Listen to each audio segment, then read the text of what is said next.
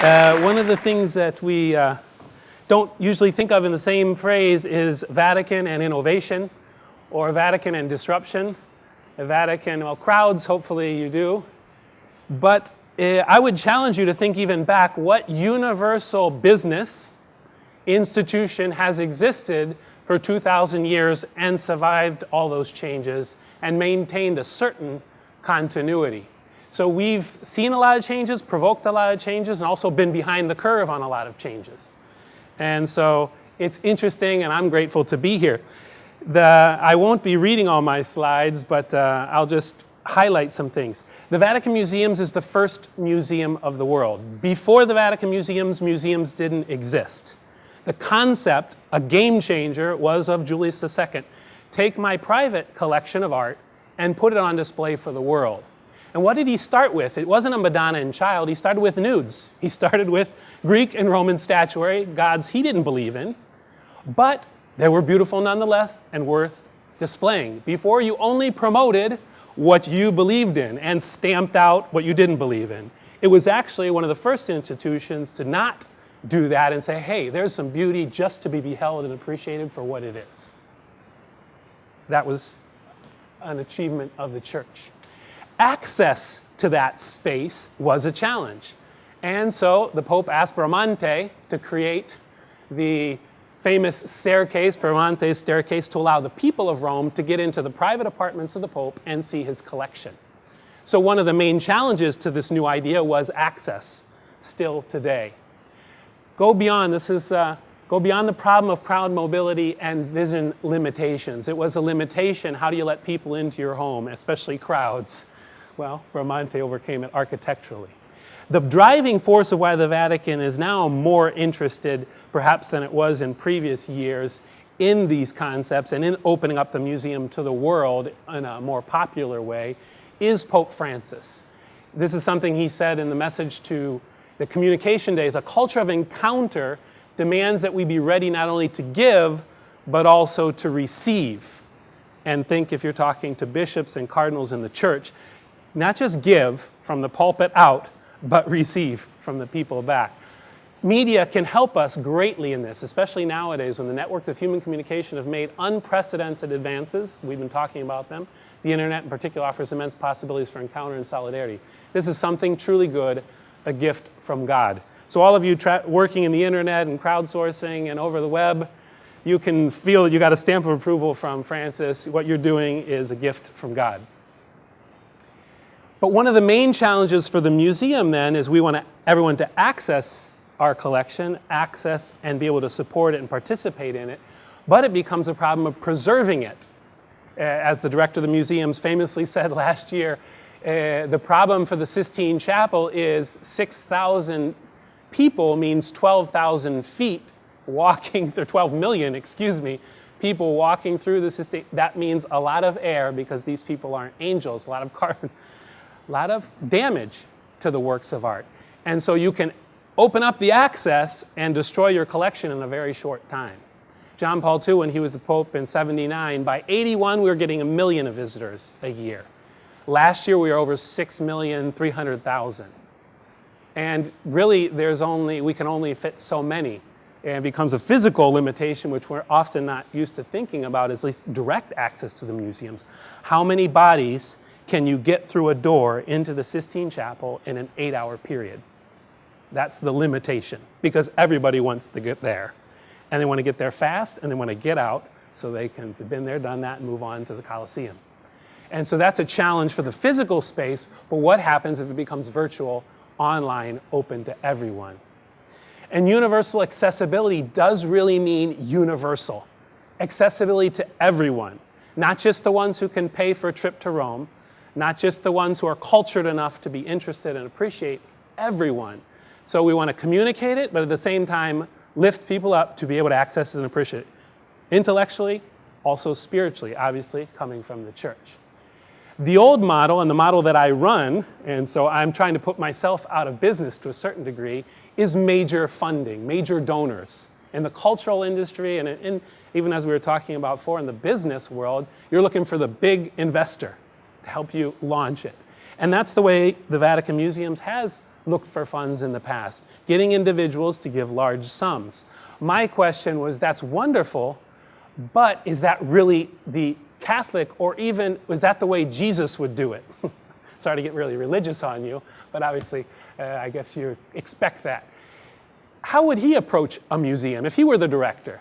He would want it for everyone, the blind, the lame, the people with Down, everyone. How do we do that? The virtual realities then become more and more important.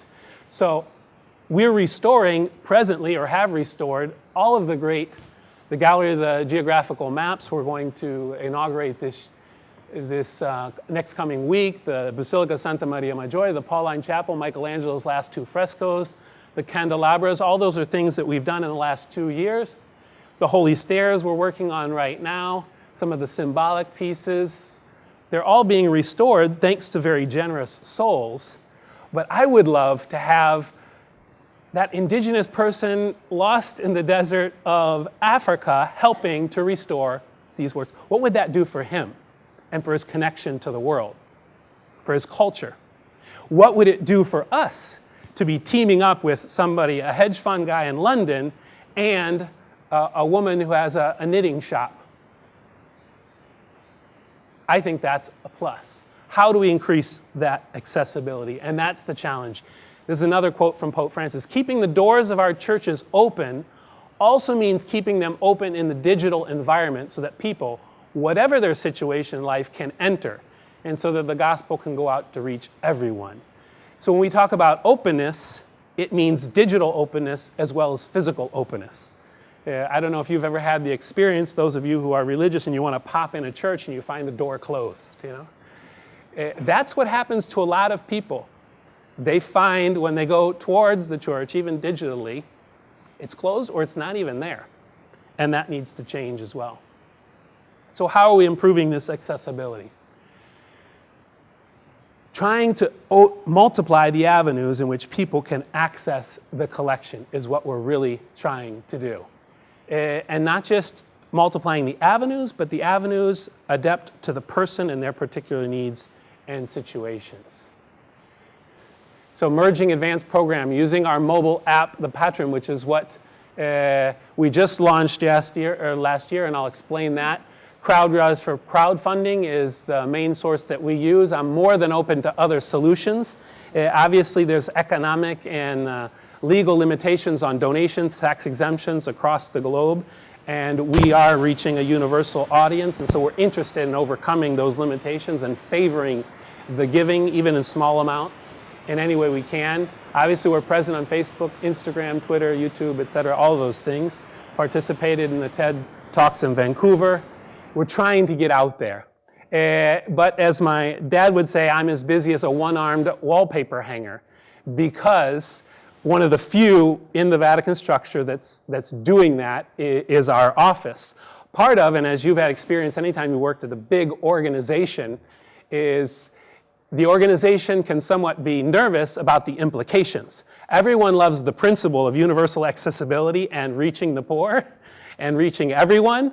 What that implies institutionally and on copyrights, on accessibility, on academic property, all of that makes several people nervous. And so all these initiatives also have their little bit of resistance, but that's what it's about, So we have educational programs that we're working with conservation, bringing children in, especially disadvantaged children, into the museums to have direct contact with the preservation of the Vatican arts, and trying to put that online as much as we can with webcams, viewing, not 24/7, when they're working, the restoration that's going on. Obviously, new websites and high-volume fundraising techniques and methods with our chapters throughout the world. Upgrading our technology, the Sistine Chapel, all of the 4 basilicas are all virtual visits. The tomb of St. Peter underneath the Vatican is now virtual and online. So that's all happened in the last few years. We're also doing some art technology and platforms for wheelchair accessibility. Many times in museums you can access the space, but then the didactical displays are not necessarily as accessible. The same is happening with our tours for the blind, which I'll get a moment to speak about towards the end. Our main platform, which the Vatican patrons, which I run inside the Vatican museums, is Patrum. We just launched it. It's really revolutionary in the sense it gives anyone who downloads it and becomes a free member to have direct access to the curators and to the staff of the Vatican museums. We manage that relationship, but nonetheless, they can ask a curator. They can directly be in touch with him. They're also able to build their own profiles, what art they like. They're able to share that with their friends, comment, etc., and then obviously also donate to restoration.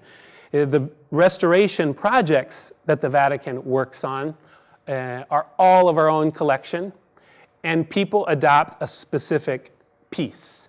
We don't have a general fund for restoration where you just donate and then we do it. No, you say, and we put up online and we put up through the app, this is what we need to restore, and it's going to cost us $800. And so you can give to this. You get a report on how the restoration went. You can have access. You can chat. You can ask us what's going on with the restoration. And we try to create a community around art and restoration. So you can all download the Patron app.